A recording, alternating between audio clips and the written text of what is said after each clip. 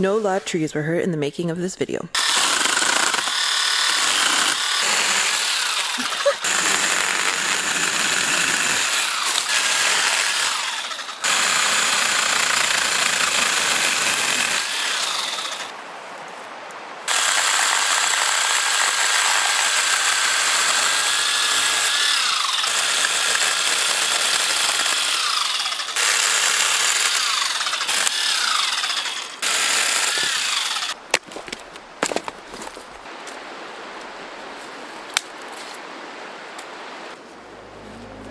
Throughout this video, I'm gonna be a bit nostalgic, so if you're allergic to nostalgia, then I urge you to click out.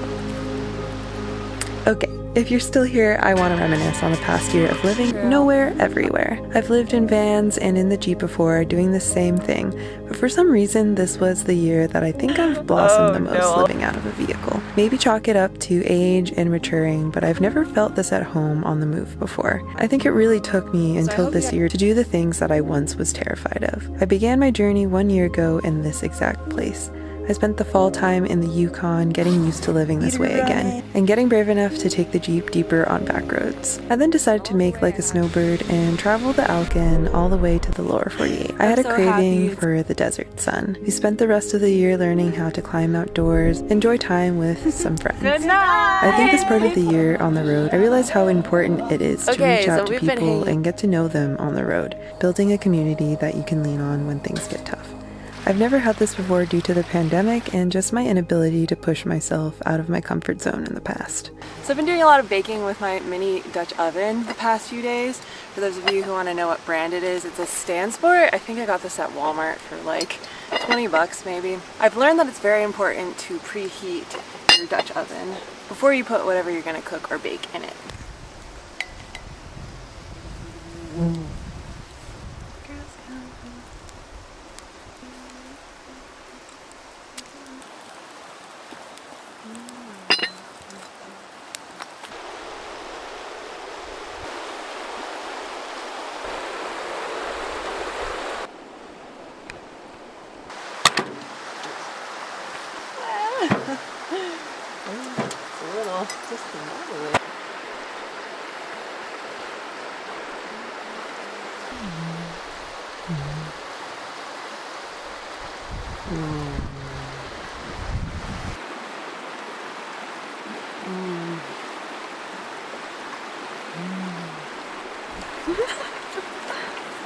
I love outdoor baking. It's my favorite.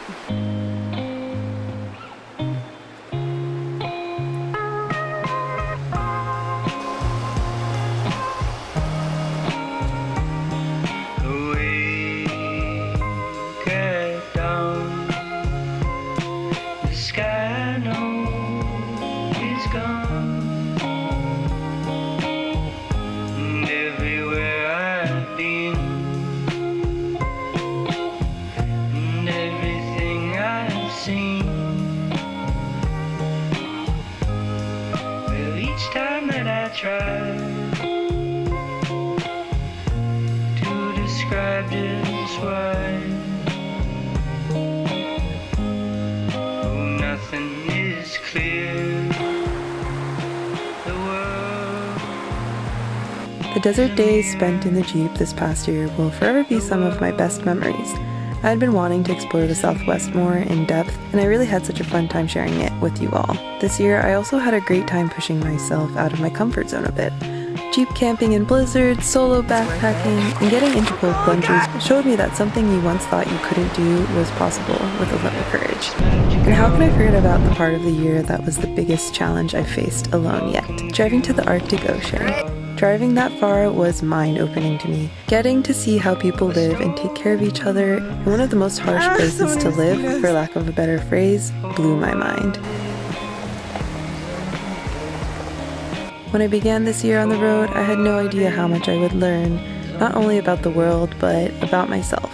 I figured out that I love learning about other cultures and history, and that I love trying my best to convey that information to others. I learned that I think I'm ready to travel more extensively on my own, and that I can't wait for other people to do things that I've been dreaming about for ages. However, I've learned that living on the road is much easier when you cultivate a community. I've learned not to be as afraid of wildlife as I have in the past, and that scaling a big mountain is also not as bad as I thought it once to be. I've learned how to balance and handle my money more responsibly and easily on the road. I've learned that people more often than not had good intentions when they see a young woman traveling on her own. And lastly, I've learned how to change my very big tires when in a pickle. Well, hi, good morning everybody. We made it to Haines yesterday. We just parked at a little rest area, spent the night. We're about to hop on the ferry back to my home base this morning. I'm just super ready to just spend time with my mom and my friends and be in a place where I can fill my cup again. Something that I can't talk about here on my channel happened, which is really sad for me. I've just been taking blow after blow this end of summer, early fall, and it's really more reason just to go back to a place that's familiar, and I have people who love me.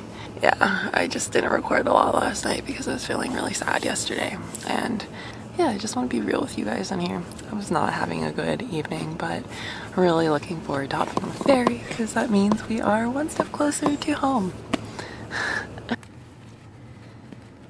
I was gonna brush my teeth, but guess not.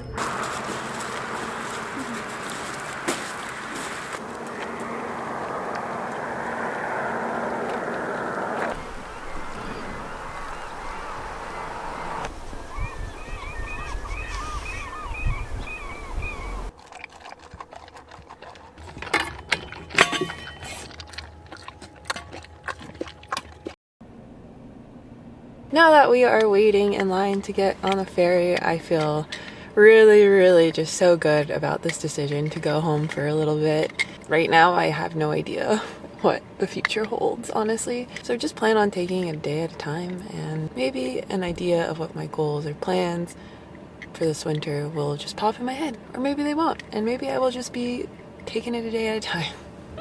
All winter long. Who knows? Since I've already made 2 other videos about riding the Alaska Marine Highway, which I will link below, I thought instead I'd give you a little background instead. The Alaska Marine Highway system traces its roots back to the time when Alaska's coastal communities were largely isolated. In the mid-20th century, road infrastructure was nearly non-existent, and air travel was still in its infancy. For most of the population, traveling between towns or shipping goods meant using small private boats, navigating dangerous, unpredictable waters. In 1948, Steve Homer, Ray, and Gustav Jalodi, I hope I'm saying that right, I probably am not, set up a company named Chilkoot Motorship Lines and purchased the motor vessel Chilkoot because they saw the need for more reliable transportation. They began offering ferry services between Haines and Juneau. This marked the beginning of what would later become an essential transportation system. As Alaska's population grew and the demand for better access increased, so did the need for a more comprehensive solution. By the early 1960s, the state of Alaska took the reins, establishing the Alaska Marine Highway System in 1963. The 3 initial ferries, the Malaspina, Matanuska, and Taku, were named after Alaska's historic explorers and geographic features, symbolizing the connection between Alaska's past and its future. These ferries were built to withstand the harsh conditions of Alaska's coastal waters while providing comfort and safety for passengers. The highway system wasn't just about moving people. It also allowed goods, supplies, and vehicles to reach remote communities that were otherwise cut off from the rest of the state. It played a crucial role in shaping modern Alaska by boosting local economies, supporting tourism, and even enabling transportation of critical supplies during harsh winters. As the system expanded, new routes were added, connecting cities and towns across more than 3,500 miles of Alaska's rugged coastline. The Marine Highway became not only a key transportation lifeline, but also a symbol of resilience and adaptability in a state where conventional infrastructure simply wasn't possible. Today, the Alaska Marine Highway continues to serve over 30 communities from Bellingham, Washington to the Aleutian Islands. However, many locals agree that the system needs to be overhauled, as the sailings have been greatly reduced in the past few years, as well as the the Matanuska and Columbia being out of commission due to required maintenance, which won't be started until spring 2025. Many people are urging the government to spend more of the state's budget on making the system more reliable. I also agree that we should be budgeting more, as I see it being a major inconvenience for other Alaskans, not only myself. It is 1 a.m. 2.5 hours to go. Off a late night snack. And I'm looking at all the puzzles people have been doing.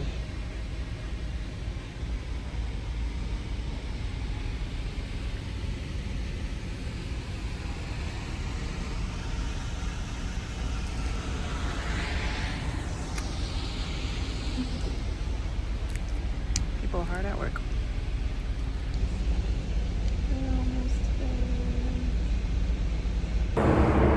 There's lockers. This boat is a lot more confusing as opposed to the Matanuska or what's the other one I've been on? The Columbia. This one I can't figure out and I get lost.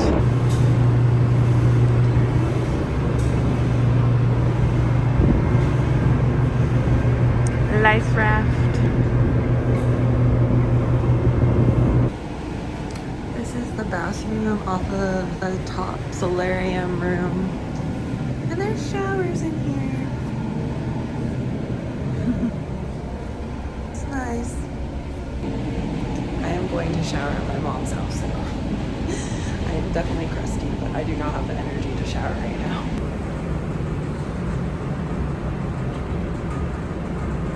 We're back. Louis here to mix things up in the berg again. It's so weird that we're back. It feels very weird.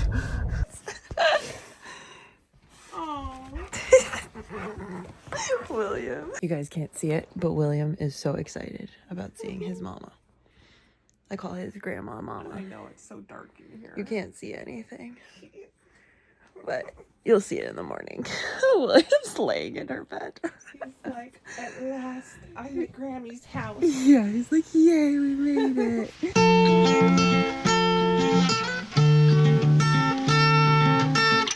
Sunlight falls on a sleeping man, so tangled and green.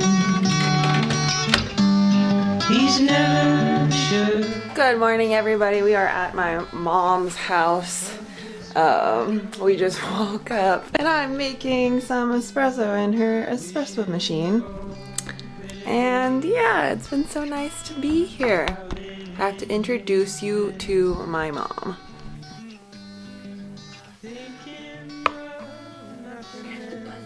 Little baby heart for you, Mom. Oh my goodness. Nectar of the gods. William is a ham for a belly rub. He is. It's just, I missed rubbing your belly. Look at him. Look at his face. I missed rubbing your belly. Look at his face. I love the paws. Yeah, his Are paws. so dramatic. He's like, yep. The best. He's having the time of his life. Oh my goodness. So anyways, guys, I'm so happy to be back in my home base. It is just so beautiful here. Yesterday we went berry picking on my property, on our property, me and my mom's property. But I wanted to show you our little berry haul.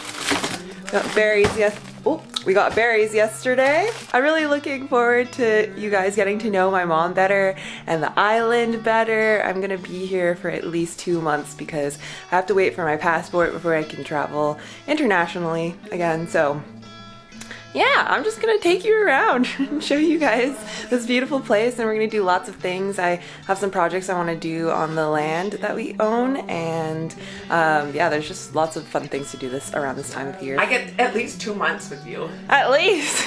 Yeah, we're gonna do some Jeep camping on the island, so things are really working out. I'm taking it day by day, and yeah, filling my cup again. And yesterday was so beautiful. Yeah, yesterday was very beautiful. It was so beautiful. Like the perfect day for you to come be back home. It was like, welcome, Louie. It was really nice. But today it's rainy, as it is in the Tongass rainforest. Yeah. But that doesn't stop us from doing things. We still do stuff when it's rainy in the Tongass. So Although today's a work day. yeah, I'm gonna go ahead and edit this video, and I will see you guys in the next video. Thanks for watching. Bye.